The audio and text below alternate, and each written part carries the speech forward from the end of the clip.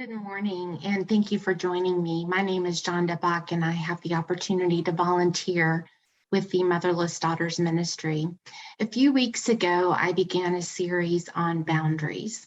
And in the introductory video, we discussed some of the myths that are associated with boundary setting.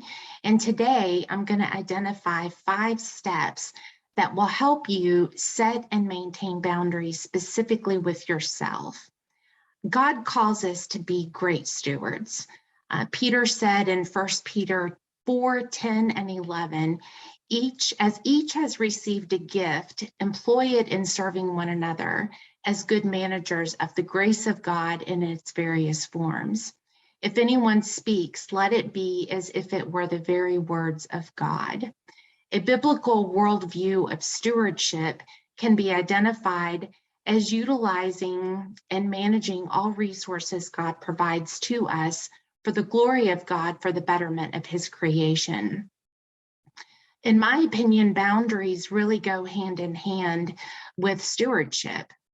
If you consider a parcel of land, for example, nearly every parcel of land eases up against something else, whether it be another parcel of land, a river, a stream, or an ocean, therefore creating a boundary. We have the same, or should have the same, boundaries or barriers in place for ourselves.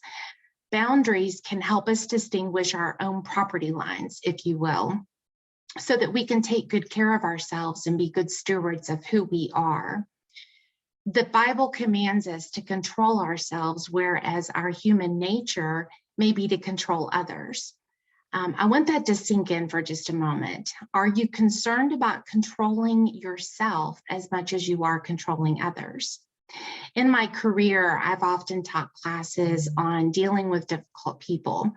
And every time I've taught this class, these classes are always packed because people come to the training in hopes that they will have the magic wand or the fairy dust to be able to control others and change their behaviors. And as much as you can guess, this class was not about changing others. It was really about having boundaries for ourselves and changing what we truly have ownership of.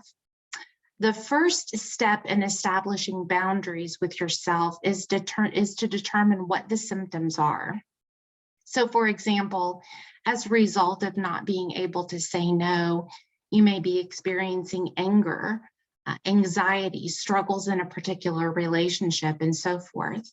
These symptoms may be related to difficulty in setting limits on your behavior.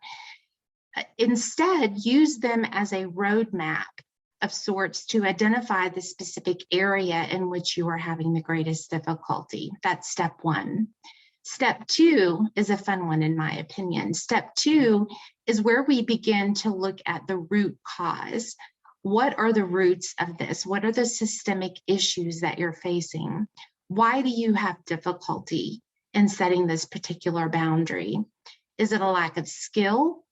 Is it fear of jeopardizing or hurting the relationship? Is it covering emotional hurt, or is it something different entirely?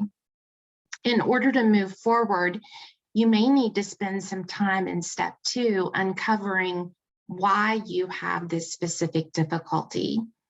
Step 3 is determining who needs to take ownership.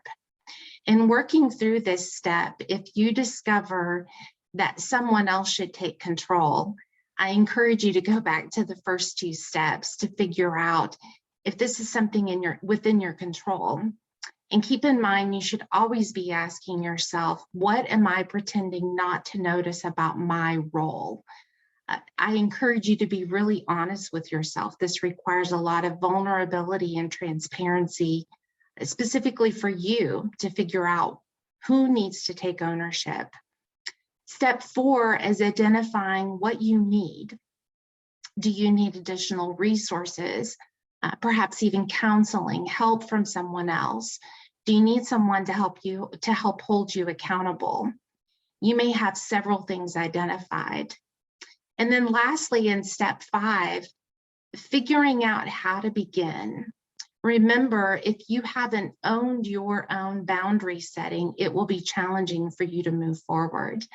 Once you've done that, then you can begin to put in place a game plan to help you move forward. In 2 weeks, I will be sharing with you particular steps that you need to take in step 5. These will be tools that you can use not only for boundary setting, but for relationships in general in your life. I look forward to sharing more with you on May the 9th. And thank you so much for spending some time with me today. I really appreciate it. I hope that you have a wonderful day, and I pray that you are richly blessed. Thank you.